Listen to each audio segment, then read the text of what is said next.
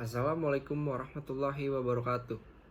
Yang terhormat, Bang Heri selaku dosen pengampu mata kuliah ini dan teman-teman mahasiswa seperjuangan yang saya banggakan. Pada kesempatan kali ini, saya akan menjelaskan beberapa materi yang telah kita pelajari pada pertengahan semester ini.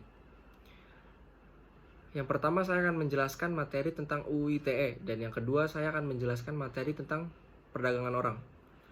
Untuk mempermudah penjelasannya, saya per materi akan bagi-bagi lagi menjadi beberapa bagian.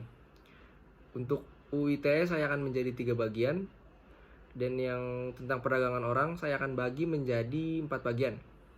Langsung saja ke materi yang pertama, yaitu UU ITE.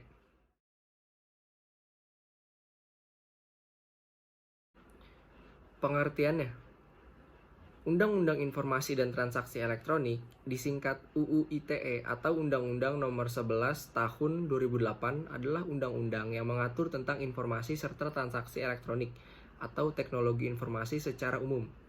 Undang-undang ini memiliki yurisdiksi yang berlaku untuk setiap orang yang melakukan perbuatan hukum sebagaimana diatur dalam undang-undang, baik yang berada di wilayah Indonesia maupun di luar wilayah hukum Indonesia, yang memiliki akibat hukum di wilayah hukum Indonesia dan atau di luar wilayah hukum Indonesia dan merugikan kepentingan Indonesia. Yang kedua, pemanfaatan teknologi informasi dan transaksi elektronik dilaksanakan dengan tujuan untuk mencerdaskan kehidupan bangsa sebagai bagian dari masyarakat informasi dunia, mengembangkan perdagangan dan perekonomian nasional dalam rangka meningkatkan kesejahteraan masyarakat, meningkatkan efektivitas dan efisiensi pelayanan publik, membuka kesempatan seluas-luasnya kepada setiap orang untuk memajukan pemikiran dari kemampuan di bidang penggunaan dan pemanfaatan teknologi informasi seoptimal mungkin, bertanggung jawab, dan memberikan rasa aman, keadilan, dan kepastian hukum bagi pengguna dan penyelenggara teknologi informasi. Materi apa saja sih yang terkait dalam UU ITE? Secara umum, materi Undang-Undang Informasi dan Transaksi Elektronik dibagi menjadi 2 bagian besar, yaitu pengaturan mengenai informasi dan transaksi elektronik dan pengaturan mengenai perbuatan yang dilarang. Pengaturan mengenai informasi dan transaksi elektronik mengacu pada beberapa instrumen internasional seperti Uncitral Model Law on E-commerce dan Uncitral Model Law on Signature. Bagian ini dimaksudkan untuk mengakomodir kebutuhan para pelaku bisnis di internet dan masyarakat umumnya guna mendapatkan kepastian hukum dalam melakukan transaksi elektronik. Beberapa materi yang diatur antara lain yang pertama, pengakuan informasi atau dokumen elektronik sebagai alat bukti hukum yang sah. Yang kedua, tanda tangan elektronik. Yang ketiga, penyelenggaraan sertifikasi elektronik. Yang keempat, penyelenggaraan sistem elektronik. Yang kelima, perbuatan yang dilarang. Beberapa perbuatan yang dilarang dalam Undang-Undang Informasi Teknologi dan Elektronik antara lainnya yang pertama itu konten ilegal yang terdiri dari kesusilaan, perjudian, penghinaan, atau pencemaran nama baik.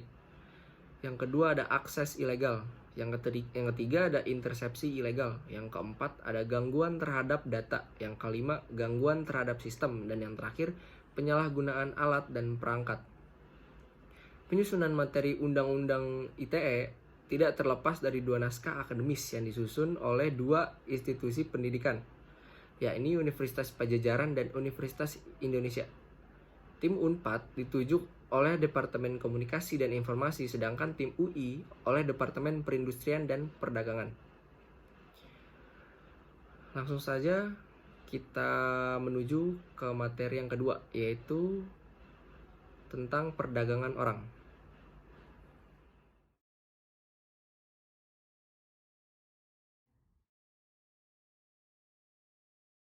Pada masa lalu, perdagangan orang merupakan suatu simbol di mana orang yang mempunyai rasa status sosial tinggi dipastikan akan mempunyai budak. Adapun dimaksud dengan budak adalah orang yang dibeli dan dijadikan budak.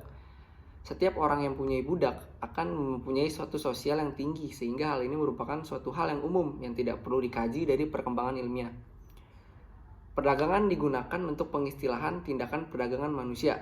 Terminologi istilah trafficking merupakan isu baru di Indonesia. Sampai saat ini belum ada terjemahan yang tepat dalam bahasa Indonesia dan dapat dengan jelas membedakan dari trading atau perdagangan.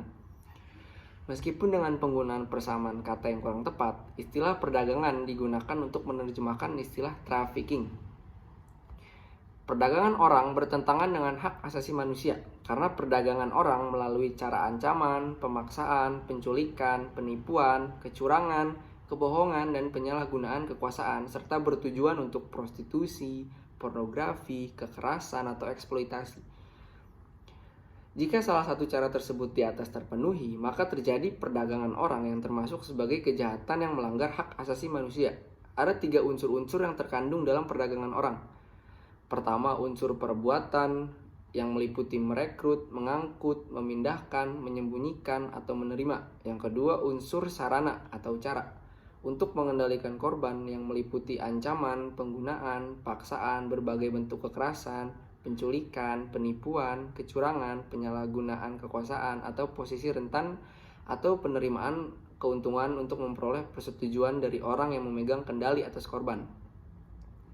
Ketiga, unsur tujuannya yang meliputi eksploitasi, setidaknya untuk prostitusi atau bentuk eksploitasi seksual lainnya, kerja paksa, perbudakan, penghambaan, dan pengambilan organ tubuh. Bentuk-bentuk perdagangan orang yang terjadi umum meliputi eksploitasi seksual, kerja paksa, perbudakan dalam rumah tangga, adopsi anak antar negara secara ilegal, penjahatan utang, pengantin pesanan, dan perdagangan organ tubuh manusia. Adapun Harkristuti Harrisnowo telah melakukan penelitian tentang perdagangan orang, yaitu antara lain dijadikan sebagai pekerja rumah tangga, yang kedua ada dipekerjakan di klub-klub malam, yang ketiga dijadikan sebagai pelacur, yang keempat dipekerjakan sebagai model, dipekerjakan secara paksa atau penjual obat-obatan terlarang, yang keenam ada bekerja di luar negeri, yang ketujuh kawin kontrak, selanjutnya eksploitasi anak untuk dijadikan sebagai pengemis, dan yang terakhir penipuan dengan kedok penawaran kerja pada perempuan yang ternyata dijadikan untuk menjadi pelacur. Langsung saja ke bagian kedua, yaitu faktor-faktor penyebab perdagangan orang.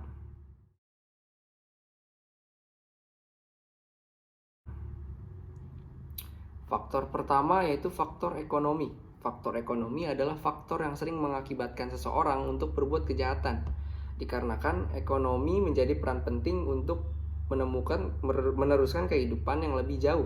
Karena adanya tekanan ekonomi yang sangat kuat, maka banyak wanita mencari pekerjaan tanpa melihat kesehatan, keamanan, bahaya, dan halalnya pekerjaan tersebut. Kemiskinan yang begitu berat dan langkanya kesempatan kerja mendorong jutaan penduduk Indonesia melakukan imigrasi di dalam dan di luar negeri guna menemukan cara agar dapat menghidupi diri mereka dan keluarganya mereka sendiri. Kemiskinan bukan satu-satunya indikator kerentanan seseorang terhadap perdagangan orang, karena masih ada jutaan penduduk Indonesia yang hidup dalam kemiskinan tetapi tidak menjadi korban perdagangan orang. Akan tetapi ada banyak penduduk baik dan tidak hidup dalam kemiskinan, malah menjadi korban dari perdagangan orang. Yang kedua ada faktor keluarga. Peranan keluarga dalam menentukan pola tingkah laku anak sebelum dewasa maupun sesudahnya sangat penting sekali bagi perkembangan anak selanjutnya, karena tidak seorang pun dilahirkan langsung mempunyai sifat yang jahat. Keluargalah yang merupakan sumber pertama yang mempengaruhi anak tersebut.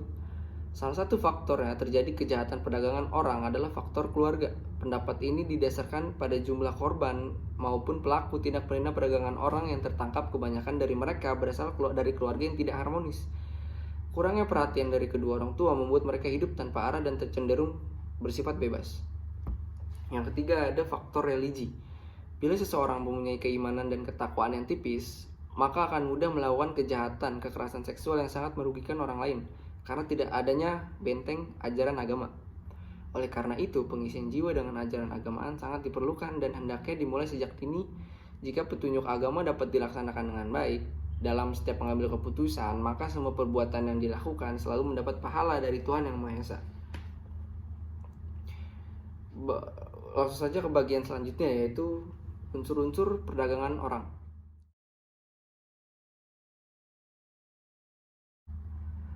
Yang pertama ada unsur pelaku. Setiap orang dalam undang-undang tindak pidana perdagangan orang dipahami sebagai orang perseorangan atau korporasi yang melakukan tindak pidana perdagangan orang. Yang kedua ada unsur proses. Urutan pelaksanaan atau kejadian yang terjadi secara alami didesain yang meliputi perekrutan, pengangkutan, penampungan, pengiriman, pemindahan, atau penerimaan seseorang. Yang ketiga ada unsur cara, bentuk perbuatan atau tindakan tertentu yang dilakukan untuk menjamin proses dapat terlaksana, yang meliputi ancaman kekerasan, penggunaan kekerasan, penculikan, penyekapan, pemalsuan, penipuan, penyalahgunaan kekuasaan atau posisi rentan, penjeratan utang, atau memberi bayaran atau manfaat sehingga memperoleh persetujuan dari orang yang memegang kendali atas orang lain tersebut. Yang keempat ada unsur tujuan. Sesuatu yang nantinya akan tercapai dan atau terwujud sebagai akibat dari tindakan pelaku tindak pidana perdagangan orang yang meliputi eksploitasi orang atau mengakibatkan orang tereksploitasi dalam pasal 2 angka 1 dan pasal 2 ayat 1 Undang-Undang Tindak Pidana Perdagangan Orang. Langsung saja ke bagian berikutnya, yaitu bentuk-bentuk perdagangan orang.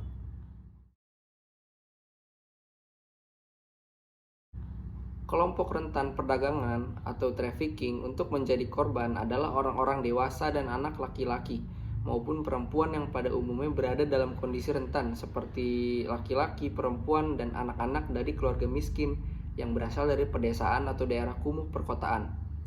Mereka yang berpendidikan dan berpengetahuan terbatas yang terlibat masalah ekonomi, politik, dan sosial yang serius. Anggota keluarga yang mengalami krisis ekonomi seperti hilangnya pendapatan